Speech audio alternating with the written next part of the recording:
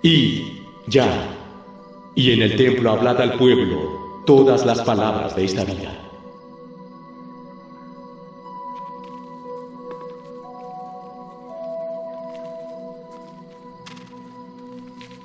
Hola hermanos, que tengan un tremendo recontra mega saludazo con doble Z. Saludazo de Cusatón Aritmon. Bienvenidos a un nuevo video.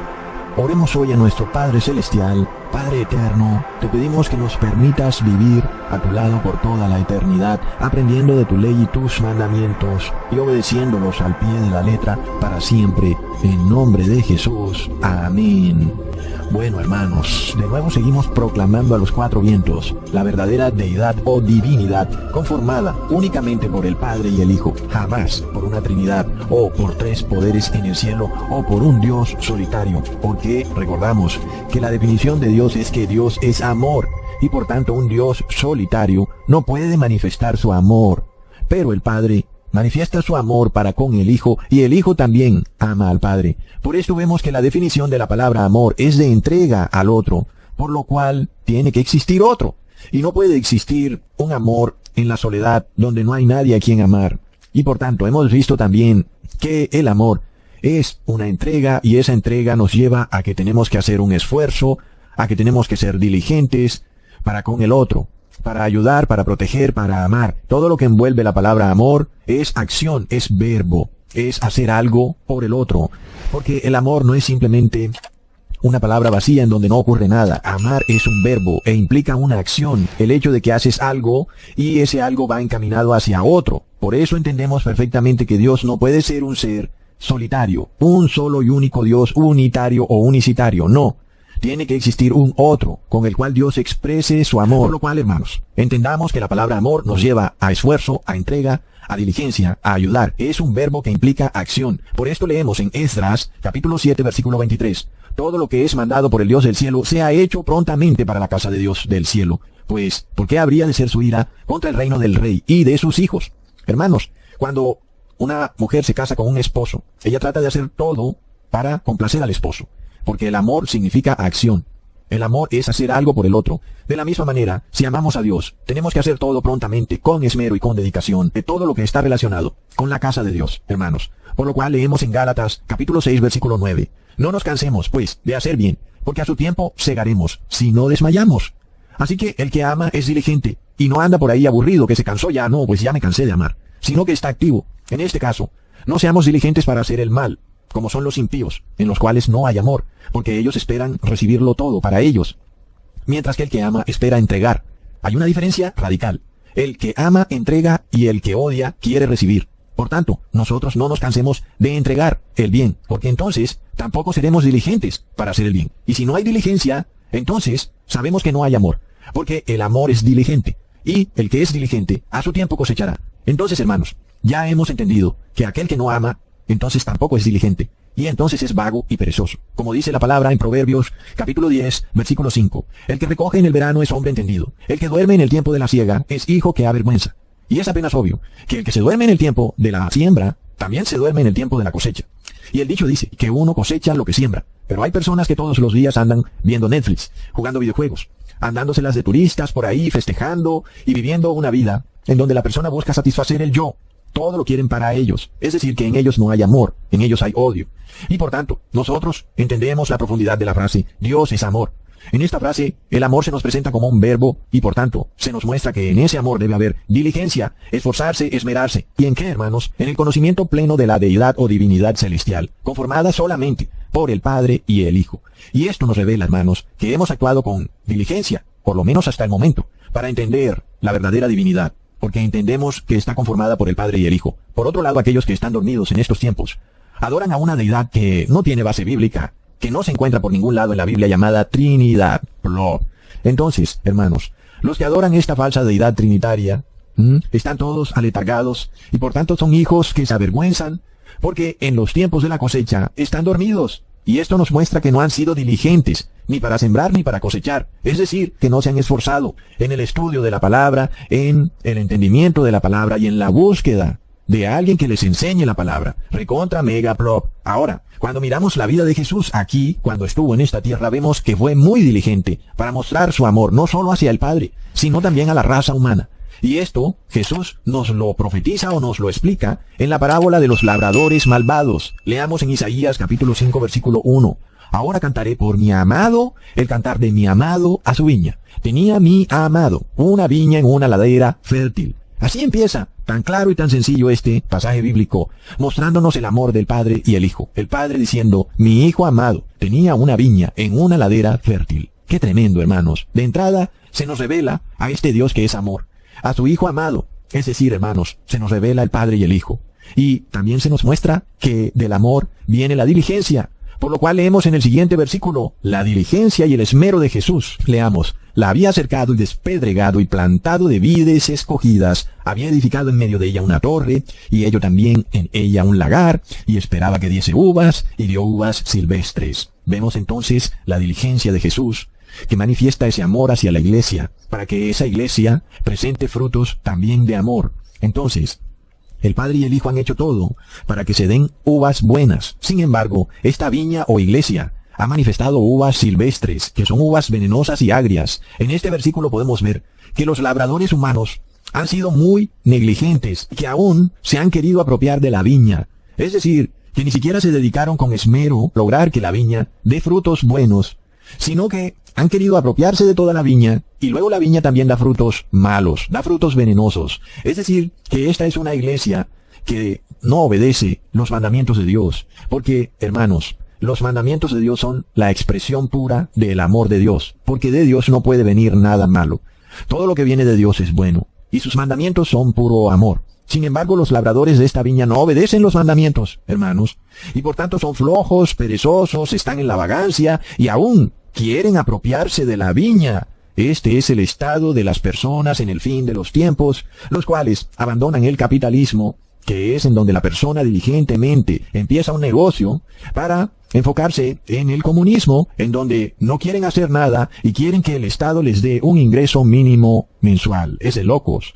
Entonces, miremos luego lo que Jesús declara sobre esa viña en el versículo 3 al 4. Ahora pues, vecinos de Jerusalén y varones de Judá, juzgad ahora entre mí y mi viña, ¿qué más se podría hacer a mi viña que yo no haya hecho en ella? Como esperando yo que diese uvas, ha dado uvas silvestres. Jesús habla sinceramente al mundo entero, a todos los pastores, líderes religiosos del mundo, y les declara que Él ha hecho todo lo que tenía que hacer por esta viña.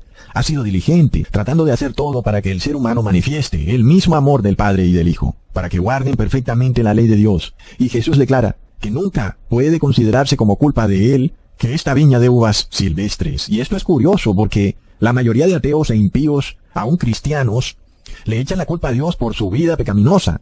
Pero Jesús está revelando que Él ha sido diligente en todo para que el ser humano se arrepienta. Y por tal motivo Él hace una pregunta abierta al mundo entero, no solo en la tierra sino en el cielo. ¿Qué más he podido yo hacer por esta viña? Y hermanos, nadie le responde de vuelta. Hay un silencio. Y es cierto, hermanos, sabemos que Jesús dio una prueba de amor infinita por esta viña, dando su propia vida para que manifestara uvas buenas. Es decir, para que se diera arrepentimiento. Por esto leemos en Juan capítulo 15, versículo 13. Nadie tiene mayor amor que este, que uno ponga su vida por sus amigos. Jesús nos revela esta manifestación absoluta de su amor, confirmada en esta diligencia para salvar al ser humano. Recordemos que Judas traiciona a Jesús y va a buscarlo con los fariseos y los soldados romanos para capturarlo. Y las palabras de Jesús son, aquí estoy, a mí es el que buscan, dejen ir a los otros. Jesús fue entonces diligente hasta para dar su vida por nosotros. Por esto no hay nadie que pueda darle respuesta a esa pregunta que Jesús le hace al mundo entero. ¿Qué más habría podido hacer por mi viña que yo no haya hecho por ella? Todo lo que alguien pudiera pensar que se pudiera hacer por esta viña, Jesús ya lo hizo. Por eso esta pregunta no tiene respuesta de nadie. Y el siguiente versículo nos muestra las consecuencias de unos labradores vagos y perezosos que quedan expuestos como personas muy malas. Leamos en el versículo 5 al 6. Os mostraré pues ahora lo que yo haré con mi viña. Le quitaré su vallado y será consumida. Aportillaré su cerca y será hollada. Haré que quede desierta. No será podada ni cavada. Y crecerán el cardo y los espinos. Y aún a las nubes mandaré que no derramen lluvia sobre ella. Hermanos, miramos las terribles consecuencias de la pereza, la vagancia, pero no hablamos en términos de conseguir cosas mundanas, sino de una pereza y vagancia por aprender la palabra de Dios para manifestar los frutos de amor. Y es que el dueño de esta viña declara que él mandará a las nubes para que no derramen su lluvia sobre la viña. Es decir, que esta viña mala se va a secar, va a morir por completo y va a quedar despojada de la lluvia tardía, o en otras palabras, del derramamiento final del Espíritu Santo. Es decir, hermanos, que esta manifestación final del amor eterno hacia el ser humano de parte del Padre y del Hijo no se dará sobre todos los que hacen parte de esa viña. Entonces miremos, que aquí no hablamos en una primera instancia, hermanos, de diligencia o de esmero por conseguir dinero o negocios. Aunque alguien podría utilizar estos principios bíblicos para obtener prosperidad mundana como hacen muchos pastores evangélicos. Pero sabemos, hermanos, que todo lo que consigamos en este mundo se quedará en este mundo y nadie podrá llevarse nada. Y por tanto, cuando nosotros hablamos de diligencia y de esmero, lo hacemos en relación a la palabra de Dios y a guardar sus mandamientos y estatutos. Es entonces a eso a lo que le tenemos que poner esmero, dedicación y empeño, como si fuera un segundo trabajo. Y cuando vuelves de tu trabajo a tu casa, pues te pones en ese trabajo, porque es una advertencia clara para todo el que es negligente para esforzarse en aprenderse la palabra de Dios y en ser obediente a la ley de Dios. Las ventanas de los cielos no se abrirán, es decir, no va a recibir ninguna bendición de parte del Dios poderoso o no recibirá el amor eterno del Padre y del Hijo derramado desde los cielos. Recordemos, hermanos, que sin esa bendición nadie podrá vencer las crisis que se avecinan al mundo. Y este es un trabajo, hermanos, porque el amor implica acción. Esta acción implica esmerarte, esforzarte. ¿Por qué? Por aprender la palabra de Dios, por humillarte, por arrepentirte, por ser obediente. Cuando nosotros hablamos de diligencia y esmero, lo hacemos en relación a la palabra de Dios y a guardar sus mandamientos y estatutos. Es a eso que le tenemos que poner esmero, dedicación y empeño, como si fuera un segundo empleo. Porque, hermanos, esta es la advertencia clara para todo el que es negligente, perezoso, y no se esfuerza en ser obediente a la ley de Dios. Para esas personas no vendrá la lluvia tardía, es decir, las ventanas de los cielos estarán cerradas y no recibirán la manifestación del amor puro y eterno de parte del Padre y del Hijo. Es de locos. Recordemos que sin esa bendición nadie podrá vencer las crisis que se avecinan, porque se avecinan cientos de crisis: crisis económica, inflación, crisis alimentaria, crisis climática y crisis sanitaria, como ya hemos visto, entre muchas otras, hermanos. Por lo cual necesitamos tener en nuestros corazones derramado el amor del Padre para poder pasar todas esas crisis, pero sobre todo las peores, la de la marca de la bestia, el nombre o el número de la bestia. Nosotros somos un testimonio viviente de que hemos recibido ya una lluvia temprana, una pequeña llovizna, la cual ha sido de tal bendición que el demonio no pudo engañarnos con su bautismo negro. ¡Wow, hermanos! ¡Qué agradecimiento tan grande para el Padre! Vinieron con su farmaqueia, vinieron con su líquido inmundo, para imponerlo a la fuerza e introducirlo en nuestro cuerpo. Y no pudieron, porque el Padre y el Hijo nos protegieron con su amor. Por lo que vemos agradecidamente el amor derramado del Padre y del Hijo con nuestros propios ojos. Pero qué lamentable para aquellos que no han recibido esta lluvia temprana y ya fueron engañados por el falso profeta y por la bestia de Apocalipsis 13, y por miedo a no perder su prosperidad mundana, terminaron recibiendo el 666. Pero sabemos que esto no ha terminado. Sabemos que vienen crisis peores, donde luego se llegará al punto de decretar una pena de muerte. Y esa crisis, por supuesto, será fuerte. Y Jesús nos declara que si Él no acortara los días, ningún verdadero cristiano quedaría vivo para recibirlo en su segunda venida. Por lo cual, si queremos vencer en las últimas crisis que se aproximan, necesitamos de esa lluvia tardía de la que Jesús habla, necesaria para dar esta cosecha final de uvas buenas. Pero por otro lado, aquella viña que no le cae esa lluvia tardía, se seca, hermanos, y le empiezan a salir espinos y cardos.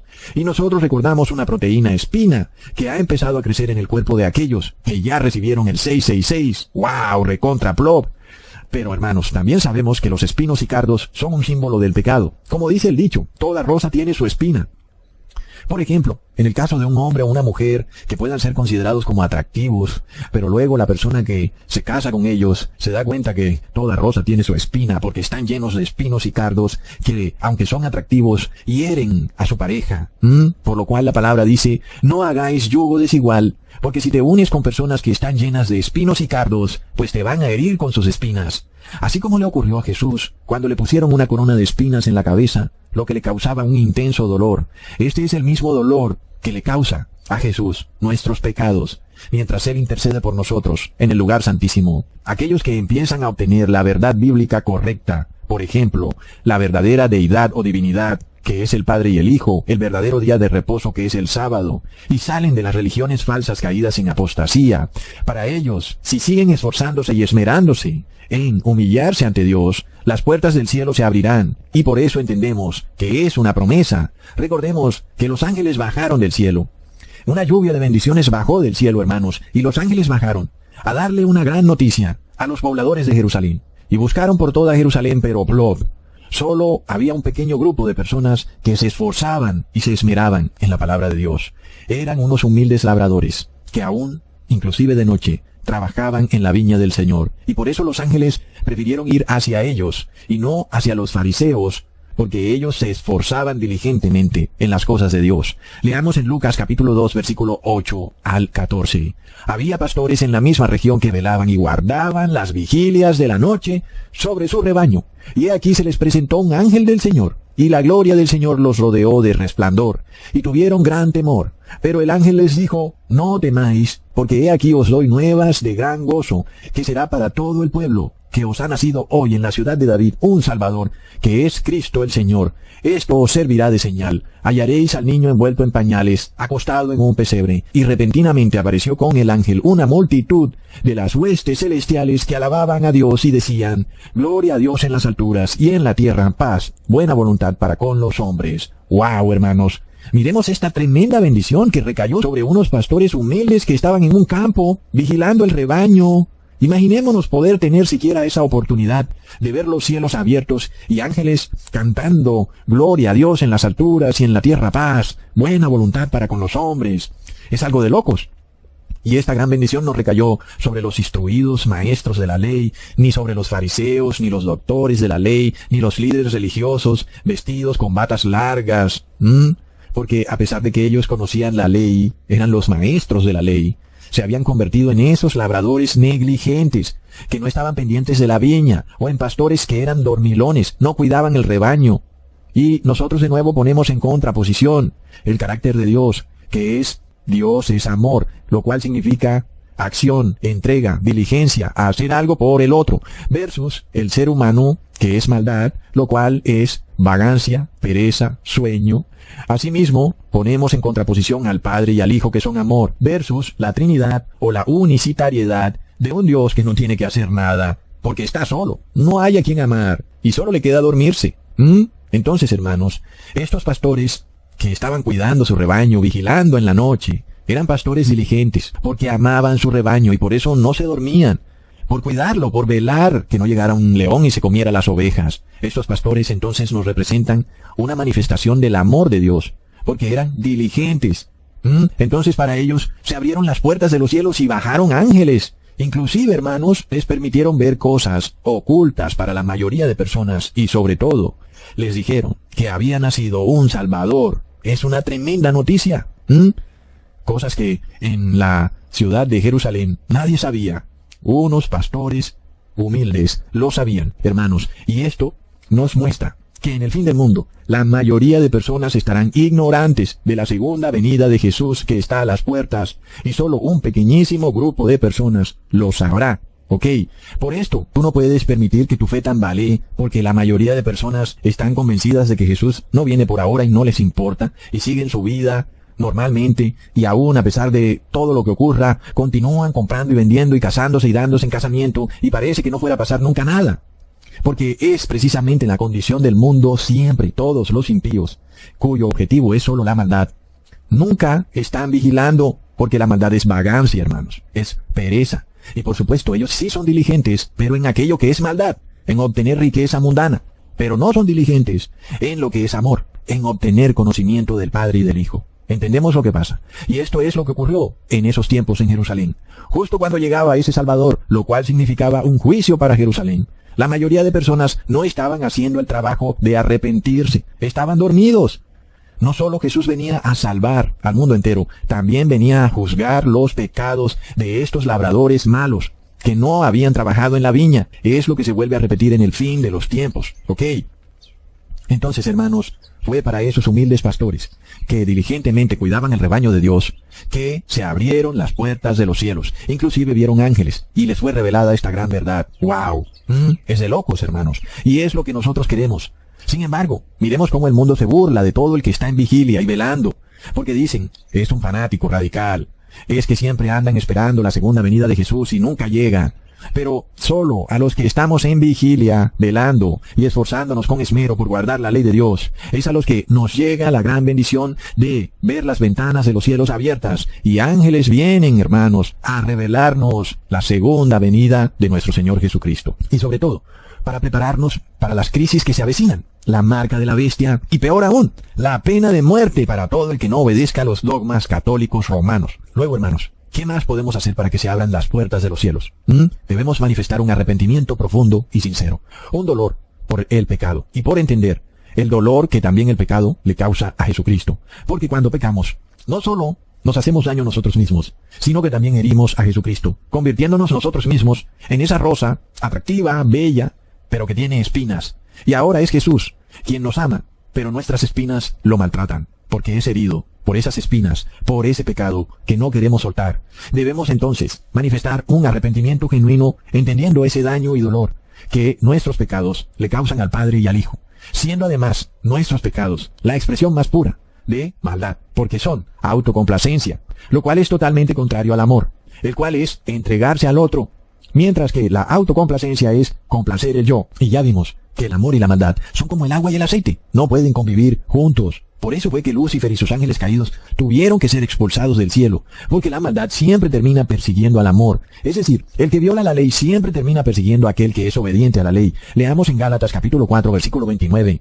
Pero como entonces el que había nacido según la carne perseguía al que había nacido según el Espíritu, así también ahora. Y esto es una regla. La persona que tiene odio y maldad en su corazón persigue al que es bueno y justo. Y si nosotros vemos en esta sociedad que tenemos hoy en día, la cual está conformada por personas que no guardan la ley de Dios, es decir, que son malas, no obedecen los puntos de la ley, inclusive aquellos que se hacen llamar cristianos, porque sabemos que solo guardan los puntos de la ley que les son convenientes. Por ejemplo, los evangélicos obedecen algunos mandamientos, como no robar, no matar, o el segundo mandamiento, no te harás imágenes.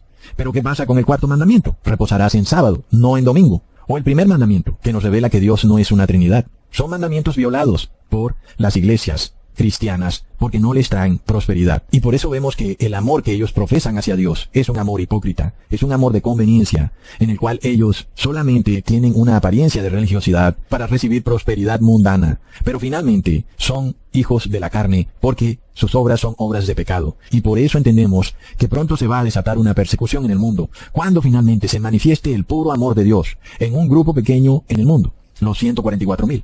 Así que, hermanos, cuando ese grupo esté perfectamente conformado, manifestando el amor puro de Dios, los hijos de la maldad, los hijos de la carne, van a empezar a perseguir a ese pequeño grupo, que son los hijos del amor, los hijos del Padre y del Hijo. Y es lo que pronto va a ocurrir, como está declarado. Los que son hijos de la carne persiguen a los hijos del Espíritu. Luego, hermanos, otro de los requisitos para que las puertas del cielo se abran y caiga sobre nosotros esa lluvia de bendiciones y ángeles del cielo vengan a nuestra casa para hablarnos y susurrarnos al oído, es que nos bauticemos. Pero no hablamos de este bautismo evangélico ceremonial que se celebra hoy en día en las iglesias, y por supuesto mucho menos el bautismo de infantes del catolicismo.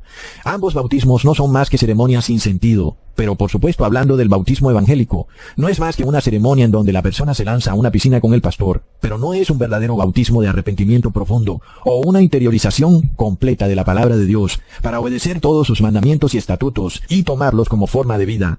Ese es el verdadero bautismo, cuando tú te arrepientes y empiezas a guardar todos los mandamientos de la ley de Dios. Por esto es que Juan el Bautista no podía entender cómo era posible que Jesús le pidiera que lo bautizara. Leamos en Mateo capítulo 3, versículo 13 al 14. Entonces Jesús vino de Galilea a Juan al Jordán para ser bautizado por él. Mas Juan se le oponía, diciendo, yo necesito ser bautizado por ti, ¿y tú vienes a mí? Por supuesto, hermanos, imaginémonos a Dios siendo bautizado, cuando él no ha pecado, ni ha cometido maldad alguna. Como que no tiene lógica. Por eso es que el profeta Juan le pregunta, ¿cómo que yo te voy a bautizar? No, tú eres el que me debes bautizar a mí.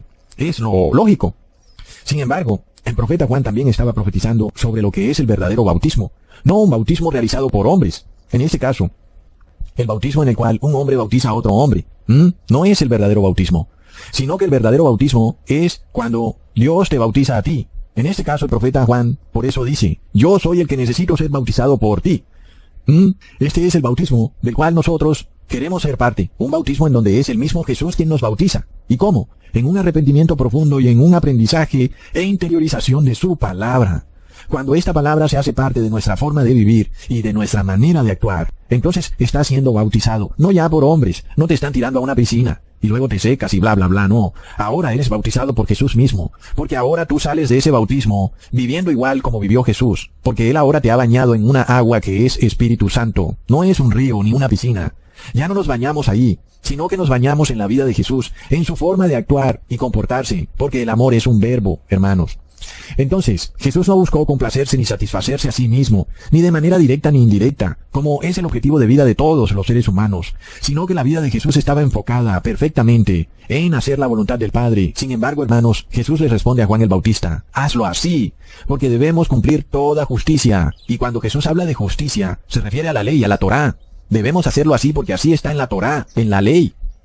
Era Juan el que tenía que bautizar a Jesús, porque así estaba en la Torá, pero plop.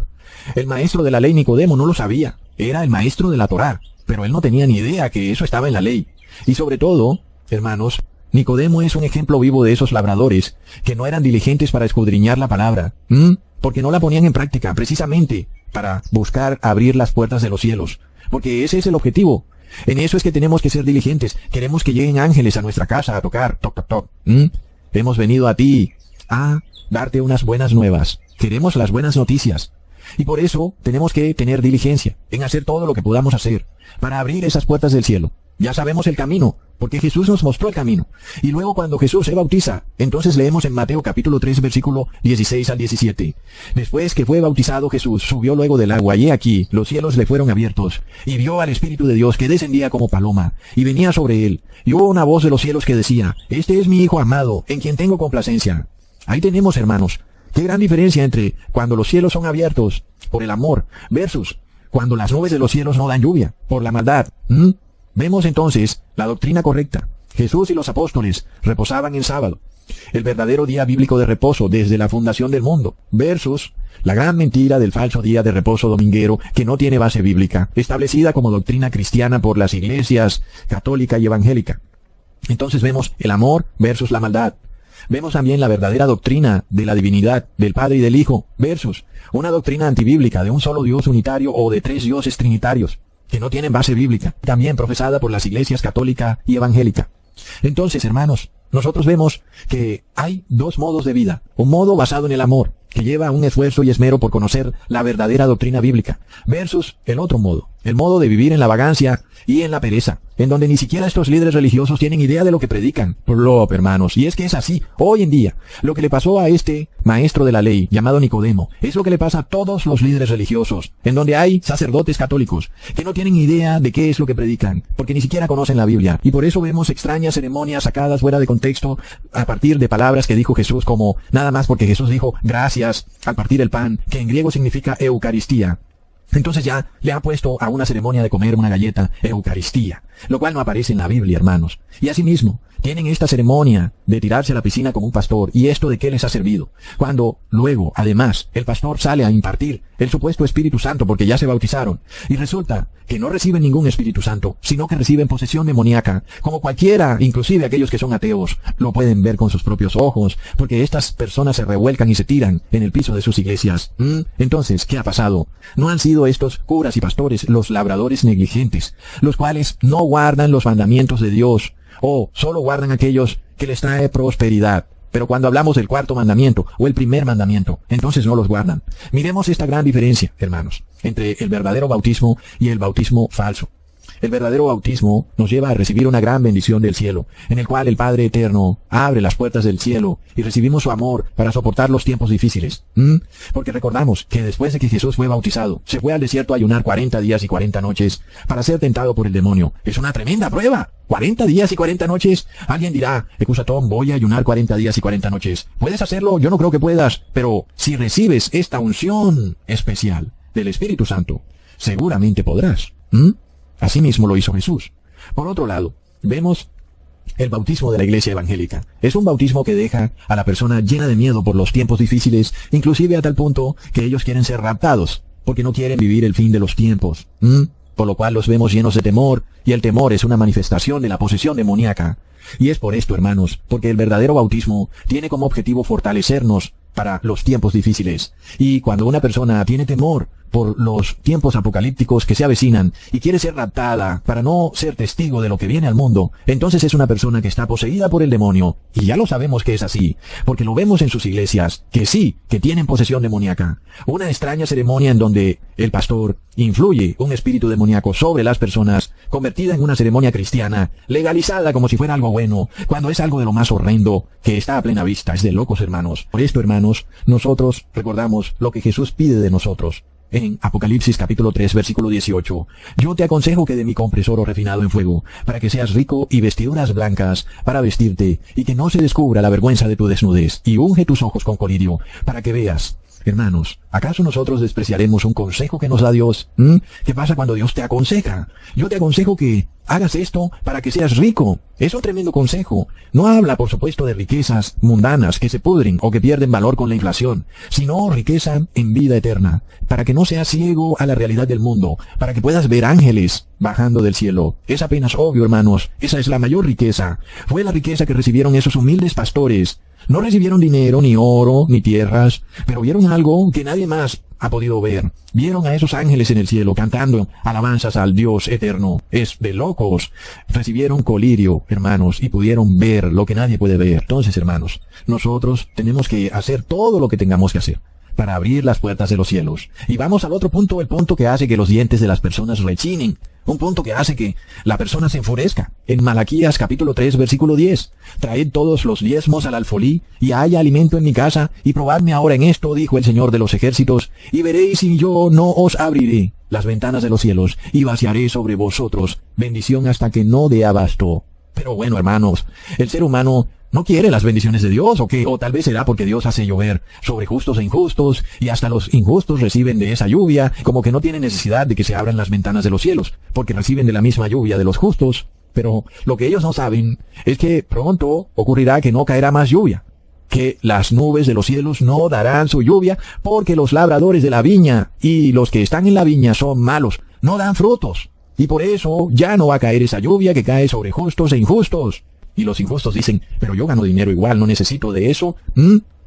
Pero ¿qué pasará cuando de repente ya no den las nubes más su lluvia? Leamos en Primera de Reyes capítulo 17 versículo 1. Entonces Elías Tisbita, que era de los moradores de Galaad, dijo a Acab, vive el Señor Dios de Israel, delante del cual estoy, que no habrá lluvia ni rocío en estos años, sino por mi palabra. Aquí el profeta, por supuesto, no está diciendo que es literalmente por su palabra que no habrá lluvia, sino que es por la orden del Señor que no habrá lluvia. Entonces, las ventanas de los cielos se empiezan a cerrar, o se cerraron, para toda la nación de Israel, porque la gran mayoría eran injustos. Y sus líderes religiosos, esos labradores de la viña, empezaron a mezclar una adoración a la madre tierra y al sol con el judaísmo. Leamos en Primera de Reyes capítulo 16 versículo 30 al 33. Y reinó Acab, hijo de Omri, sobre Israel en Samaria 22 años. Y Acab, hijo de Omri, hizo lo malo ante los ojos del Señor, más que todos los que fueron antes de él. Y seguimos leyendo del versículo 32 al 33. E hizo altar a Baal, en la casa de Baal que él edificó en Samaria. Hizo también Acab bosques, y añadió Acab, haciendo provocar a ira al Señor Dios de Israel, más que todos los reyes de Israel, que antes de él habían sido.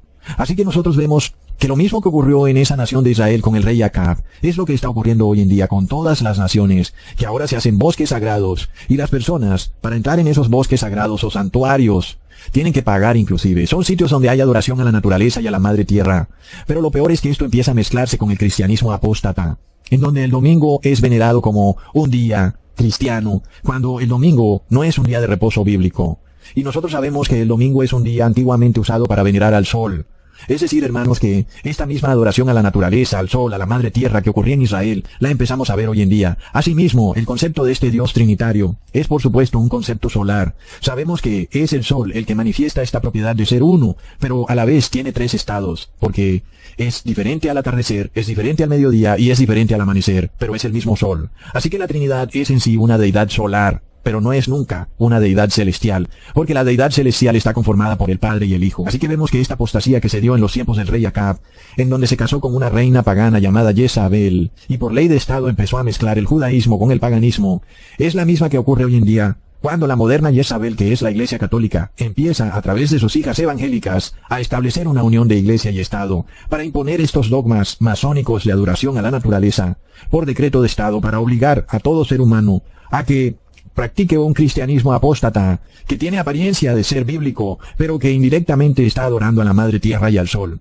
Y esto va a ser lo que desate la ira de Dios. Es decir, hermanos, que va a hacer que las ventanas de los cielos se cierren y luego empiecen a caer las 7 últimas plagas de la ira de Dios. Es de locos, hermanos.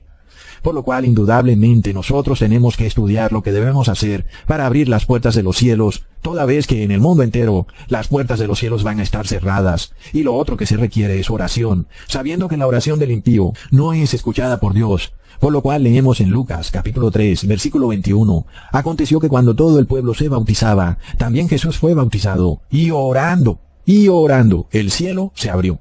Así que necesitamos también la oración para abrir las puertas de los cielos, para que ángeles bajen y toquen a la puerta de nuestra casa. Es tremendo. Recordemos cómo el profeta Daniel también abrió las puertas de los cielos y ángeles bajaron y lo hizo a través de la oración. Y el ángel bajó y le dijo: Daniel, eres muy amado por Dios. ¡Wow, hermanos! Son reconfortantes palabras. Leamos en Daniel capítulo 10, versículo 11 al 13. Y me dijo: Daniel, varón muy amado, está atento a las palabras que te hablaré, y ponte en pie, porque a ti he sido enviado ahora.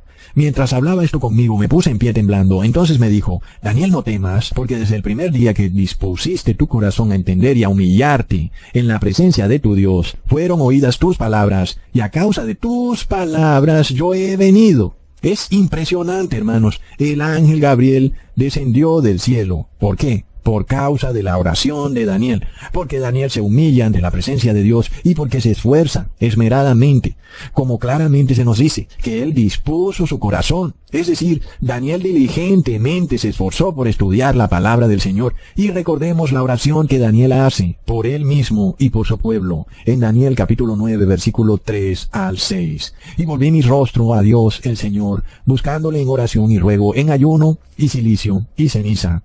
Y oré a Jehová mi Dios, e hice confesión diciendo: Ahora, Señor, Dios grande, digno de ser temido, que guardas el pacto y la misericordia con los que te aman y guardan tus mandamientos, hemos pecado, hemos cometido iniquidad, hemos hecho impíamente, hemos sido rebeldes, y nos hemos apartado de tus mandamientos y de tus ordenanzas. No hemos obedecido a tus siervos los profetas, que en tu nombre hablaron a nuestros reyes, a nuestros príncipes, a nuestros padres y a todo el pueblo de la tierra. Así que, hermanos, ahí está.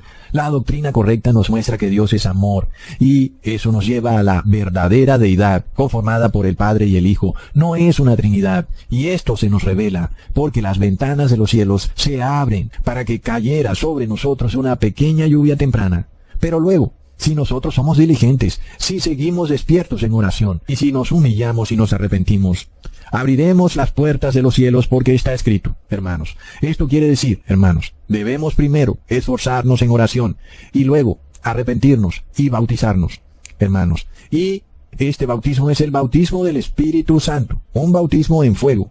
Y así recibimos la lluvia tardía, para dar los frutos finales, los cuales viene a buscar el verdadero labrador de la viña, que es Jesucristo. Viene por el precioso fruto de la tierra, un pueblo santo en cuya boca no hay mentira. Estos son los 144,000. Por esto, hermanos, tenemos que esforzarnos, ser diligentes, aprendernos la palabra de Dios, vivir acorde a ella, humillarnos y arrepentirnos para bautizarnos en el Espíritu Santo y fuego, y sobre todo, orar para abrir las puertas del cielo, lo cual significa, hermanos, que de nuevo ángeles bajarán del cielo, así como un ángel bajó para hablar con Daniel, solo que ahora este ángel viene a ponernos un sello en la frente.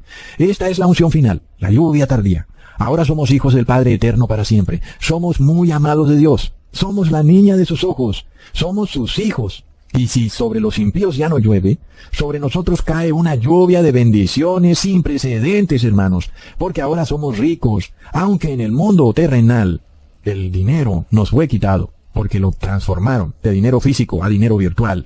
Y luego ahora con un clic de un botón nos bloquean para gastar nuestro propio dinero. Ahora tenemos un Dios omnipotente y omnipresente que nos ama con amor eterno y que nos bendice eternamente desde el cielo. Esa bendición es la que sobrepasa cualquier prosperidad mundana, y sobre todo en un mundo donde la prosperidad se evaporó, porque las nubes de los cielos ya no dan su lluvia y jamás la darán, hermanos, porque lo que siguen son las 7 últimas plagas de la ira de Dios. Es decir, que nunca antes será tan fácil darle la espalda a lo mundano para arrepentirse y humillarse y orar para que seamos hijos de Dios, seamos sellados, para que sobre nosotros caiga esa lluvia tardía, esa lluvia de bendición. Nunca antes fue tan fácil abrir las ventanas de los cielos. Somos nosotros los que abrimos esa ventana, hermanos. Jesús no nos va a obligar. Somos nosotros los que tenemos que ir a tocar, toc, toc, toc, a la puerta de la casa de Jesús. Ese es nuestro trabajo. Y el que no lo hace es el negligente, el perezoso, y ese es el que se duerme en el tiempo de la cosecha, y ese es el que tiene las doctrinas torcidas del cristianismo. Ustedes han hecho un pequeño esfuerzo, y Jesús se los ha multiplicado, porque no han tenido que perder horas y horas y horas de su vida descifrando la Biblia. Así que ahora de ustedes se requiere mucho más esfuerzo, hermanos, para que abran las ventanas de los cielos. Hasta pronto, hermanos.